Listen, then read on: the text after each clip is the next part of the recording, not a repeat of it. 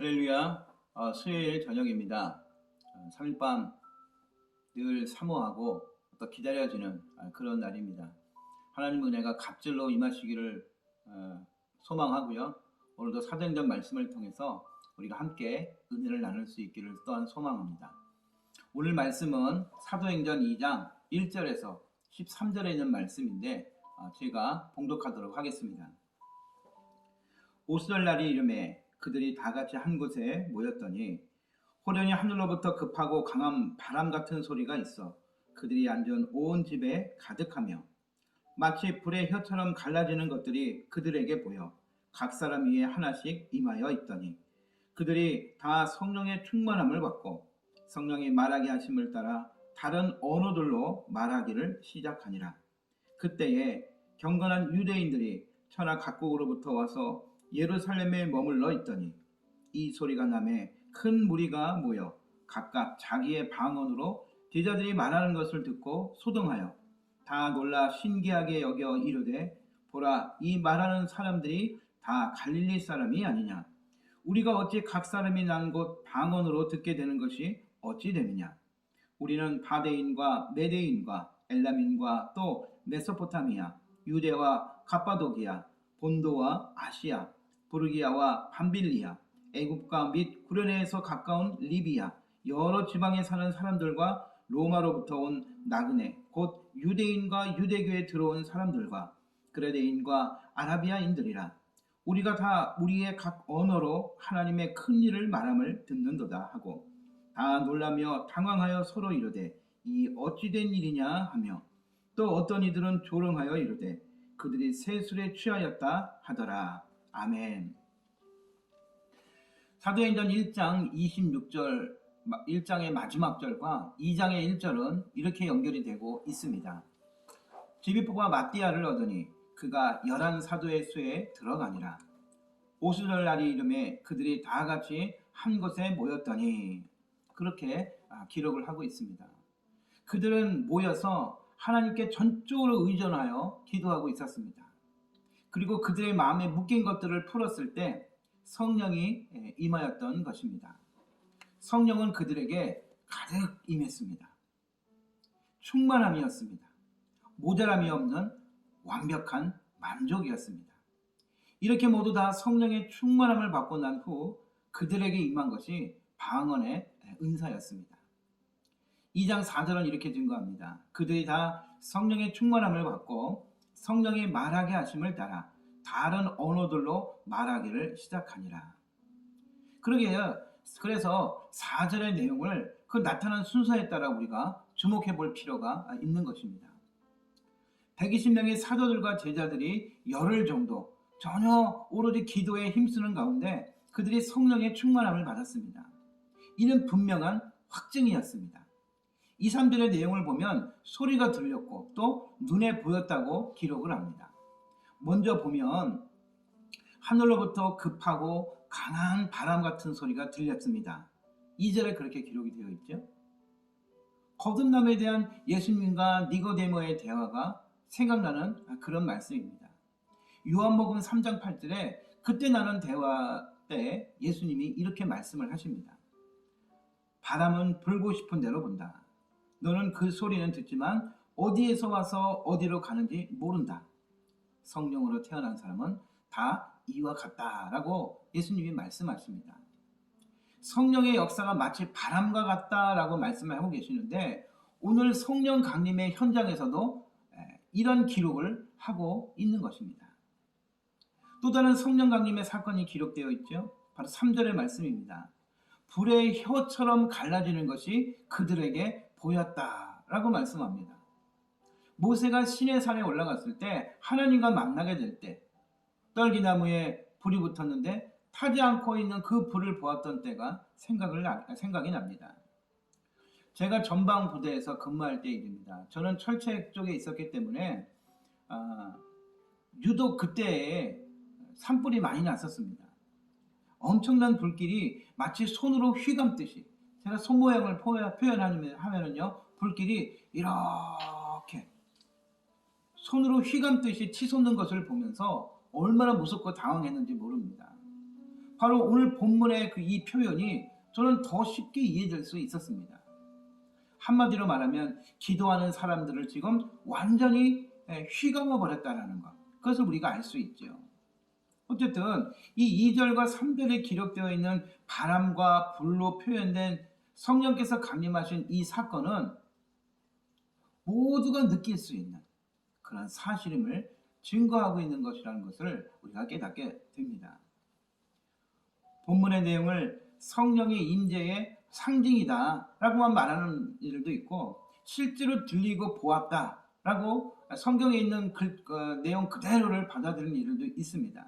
하지만 이것이 맞느냐 저것이 맞느냐가 중요한 것이 아니라 그들에게 임한 성령의 그 충만한 것이 얼마나 엄청난 것이었는지를 우리에게 분명히 증거하고 있는 것입니다.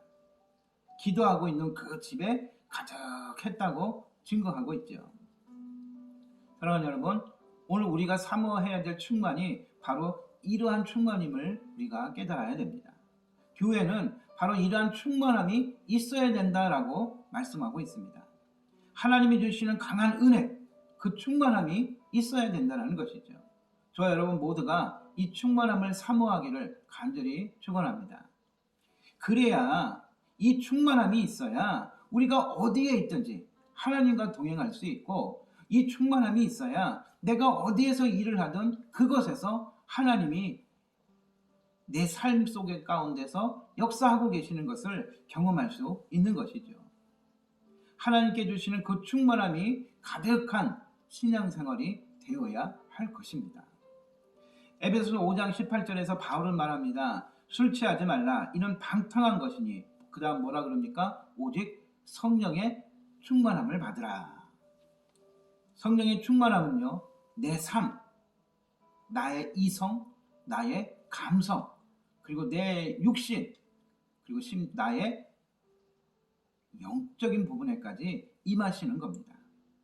그래서 내 삶의 전부를 이끌어 가십니다. 나를 통치하시고 나를 지배하십니다. 바꿔 말하면 뭡니까? 성령의 인도하심에 순종하면서 나아가는 그러한 신앙생활이다라고 말씀드릴 수 있는 것입니다. 그런데 놀라운 거는요, 오늘 본문의 이 충만함이 그냥 몇몇 사람들에게 임한 것이 아니라는 거예요. 그냥 우리가 보통 기도회 때에 갑자기 한두 사람이 은혜 받아서 쓰러지고 막 그런 정도가 아니라 그것에 함께 기도하는 모든 사람들에게 임한 그런 충만이었다는 겁니다. 그래서 4절의 말씀은 이렇게 시작하죠. 그들이 다 성령의 충만함을 받고, 그 충만함은 어디로부터입니까? 바로 하늘로부터 임한 것이었습니다. 내가 막 큰 소리를 내고 열정적으로 막 기도하니까 하나님이 팍 주신 그거라기보다는, 물론 열심히 그렇게 기도했지만 하늘로부터 충만함을 받고 나니까 성령의 말하게 하심을 따라 기도했다라는 거죠. 그래서 그들이 다 성령의 충만함을 받고 성령의 말하게 하심을 따라 라고 기록을 하고 있다라는 것입니다. 여기서 말하게 하시면 무엇입니까? 바로 방언을 얘기합니다. 물론 여기서 기억해야 할 것이 있습니다. 그것은 이때 임한 방언의 은사는 우리가 그냥 일반적으로 알고 있는, 우리가 일반적으로 사람들이 알아들을 수 없는 그런 은사로서의 방언이 아니라 고린도전서에 나오는 방언이 아니라는 겁니다. 성령 강림으로 인해서 그들이 받은 이 방언의 은사는 실제적인 언어의 은사였다는 겁니다. 그러니까 성령이 임했을 때, 그리고 그들이 기도하기 시작했을 때 어떤 말이 나오기 시작했느냐? 한 번도 배워본 적이 없는 다른 나라, 다른 지역의 언어를 구사하고 있었다는 것이죠. 그런 현상에 지금 다른 지역이나 나라에서 온 사람들이 얼마나 놀랐겠습니까? 그리고 오늘 본문에도 그러죠. 도대체 이게 어찌된 일이냐? 우리가 각 사람이 태어난 곳에 그 언어를 듣게 되는 것이 어떻게 된 일이냐? 이 사람들 다 갈릴리 사람인데 그렇게 놀라고 있는 것입니다. 그래, 오늘 11절과 12절 전체 지역의 사람들이 나온 것은 아니지만 이렇게 기록합니다. 그레데인과 아라비아인들이라 우리가 다 우리의 각 언어로 하나님의 큰 일을 말함을 듣는도다 하고 다 놀라며 당황하여 서로 이르되 이 어찌된 일이냐. 제가 서산에서 목회하고 있을 때의 일입니다. 새벽 예배 때 같이 이제 기도 시간이 되면 꼭 다른 나라 여성 성도가 기도하는 것을 들을 수가 있었습니다. 자세히 들어보니까 중국어였어요. 저는 중국어를 할 줄 모르니까 중국어를 말씀드릴 수는 없지만 그래도 그 말을 들으면 중국어라는 걸 알 수 있죠. 그런데 알고 보니까 그 여성은 중국인이 아니라 순수한 토백이, 충남 토백이의 권사님이셨습니다. 중국어를 전공하셨나 하고 한번 찾아가 여쭤봤어요. 그랬더니 아니요, 중국어는 배운 적도 없다고 합니다. 그런데 어느 날 기도를 하고 있는데 갑자기 입에서 중국어가 나오더라는 거예요. 본인도 그 말이 무슨 뜻인지 사실 정확히 모릅니다. 그런데 기도할 때마다 중국어가 나오기 시작하더라는 겁니다. 여러분, 이것이 성령의 역사였고 오늘 오순절에 임한 성령의 역사로 인해서 그들이 했던 방언이 바로 이런 것을 말하는 겁니다. 우리는 본문의 이 현상을 잘 이해할 필요가 있습니다. 왜 이러한 일이 일어났는가? 성령께서 이 언어의 은사를 주신 것은 바로 사도행전 1장 8절에 있는 것처럼 땅끝까지 이르러 내 증인이 되라는 그 명령을 이루시기 위해서 하나님이 주신 선물이요, 바로 그 일을 하기 위한 하나님의 준비였다는 것을 우리가 깨닫게 됩니다. 땅끝까지 복음을 전하기 위하여 지금 당장 필요한 것은 언어 소통이었다는 것이죠. 그래서 허락하는 것이 바로 이 언어였다는 겁니다. 방언은 바로 그래서 임한 것임을 우리가 깨닫게 됩니다. 또 한 가지는 바로 바벨탑 그 사건의 회복의 사건이라는 것을 우리가 다시 한번 또 깨닫게 됩니다. 하나님은 창세기 11장에 보면은 이 바벨탑 사건을 통해서 사람들의 언어를 혼잡하게 합니다. 그리고 모든 사람들을 다 흩어버리죠. 그런데 이 성령 강림 사건을 통해서 이 흩어지는 언어들을 한 곳에 모아주십니다. 그리고 그곳에 있는 사람들을 하나로 묶는 그러한 일이 일어난 것입니다. 제자들이 성령을 따라 다른 방언으로 말하게 된 이 사건은 혼잡하게 되었던 그 언어가 다시 회복됨을 통해서 새 시대가, 새로운 시대가 임하고 있다는 것을 우리가 알 수 있습니다. 로마 황제가 다스렸던 팍스 로마가 아니라, 로마의 평화가 아니라 복음으로 회복되어진 하나님의 나라가 도래하였다는 것을 오늘 우리에게 분명히 증거하고 있는 것입니다. 각국의 언어로 듣게 되자 사람들은 다 놀랍니다. 6절에 보니까 처음에는 막 소동이 일어났죠. 놀라서 신기하게 여기는 사람들도 있었습니다. 더 놀라운 것은요, 자기가 살고 있는 그 지역의 언어로 큰 일이라고 오늘 본문은 말씀하고 있는데, 그 큰 일은 무엇입니까? 하나님께서 예수 그리스도를 통해서 이 땅에 오게 하시고 그분이 사역하시고 그분이 고난당하시고 죽으시고 부활하시고 승천하신 그 놀라운 일들을 그들의 언어로 다 듣고 있다는 거죠. 그러니 얼마나 놀랍고 그들이 당황을 했겠습니까? 그게 너무나 놀랍고 신기하고 진짜 어떻게 말로 표현할 수 없는 정도가 되니까 오늘 13절에 뭐라 그러냐? 너무 당황한 나머지 심지어 저들이 술에 취했다. 그렇게 조롱하는 이들도 있었다는 것입니다. 우리는 여기서 성령이 임할 때 주어지는 능력, 곧 그 은사는 주님의 명령을 수행하기에 적합한 그 어떤 것이었다는 것을 우리가 꼭 기억을 해야 됩니다. 때문에 내가 받은 은사는 무엇이었는가? 우리가 반드시 확인하고 알고 있어야 합니다. 하나님은요, 그 성령의 선물, 은사를 통해 일하십니다. 그 은사는 우리가 하나님의 일을 하도록 하기 위한 하나님의 준비였다는 것을 우리가 깨달아야 됩니다. 그러니 은사 받은 것에 대해서 감사만 할 것이 아니라 그런 나를 사용하실 하나님의 은혜, 하나님의 일하실 통로가 되었다는 것에 우리가 감사를 해야 합니다. 많은 사람들이 이분의 이야기를 참 많이 고백합니다. 누구냐면은 중세의 신학자이자 철학자였던 토마스 아퀴나스, 그분이 남긴 이 유명한 말을 많은 사람들의 입에 오르내리고 있어서 여러분에게도 소개를 하려고 합니다. 초대교회에는 은과 금은 내게 없거니와 내게 있는 것으로 네게 주노니 곧 나사렛 예수 그리스도의 이름으로 일어나 걸어라 하는 능력이 있었습니다. 그러나 중세교회는 은과 금은 많이 생겼지만 나사렛 예수 그리스도의 이름의 능력을 잃어버렸습니다. 이렇게 그는 말을 남겼습니다. 참 부끄럽습니다. 이 말을 들으면 저도 그렇지만 여러분도 많이 부끄러울 것입니다. 우리가 잃고 사는 것이 무엇인지 우리에게 분명히 가르쳐주고 있기 때문입니다. 사랑하는 성도 여러분, 오순절날 성령의 강림은 또 성령의 그 일하심은 신앙의 끝이 아니라 바로 시작입니다. 앞으로 우리가 함께 나누게 될 사도행전의 모든 기록들은 바로 그 성령의 일하신 흔적들을 우리가 발견하게 되는 것입니다. 여러분 기대하시기 바랍니다. 성령님은요 2000년 전에 강림하셔서 초대교회 성도들을 뜨겁게 역사하셨지만 그러나 여전히 지금도 우리와 함께하고 계십니다.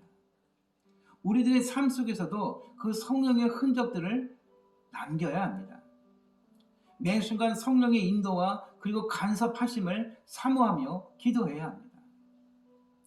여러분 이것이 시작입니다. 이것이 믿음의 삶, 은혜의 삶의 시작이심을 꼭 기억하시기 바랍니다. 그렇게 구하고 또 사모하는 저와 여러분들이 될 수 있기를 간절히 축원합니다. 기도하겠습니다. 우리에게 오셔서 하늘의 언어를 깨닫게 하여 주시고 또 각종 언어를 주셔서 만민에게 복음을 증거하게 하신 하나님의 놀라운 은혜와 사랑을 감사합니다. 하나님, 오늘 우리의 사명은 바로 그것입니다. 주님께서 보여주셨던 하나님의 그 놀라운 은혜와 사랑을 증거하기 위하여 성령의 은사를 통해서 우리 가운데 역사하심을 깨닫고 그리고 그 은혜를 통하여 우리에게 일하기 원하신다는 그 하나님의 말씀을 다시 한번 깨닫습니다. 우리가 해야 될 일이 분명합니다. 우리가 해야 할 일은 바로 그것을 전하는 것입니다.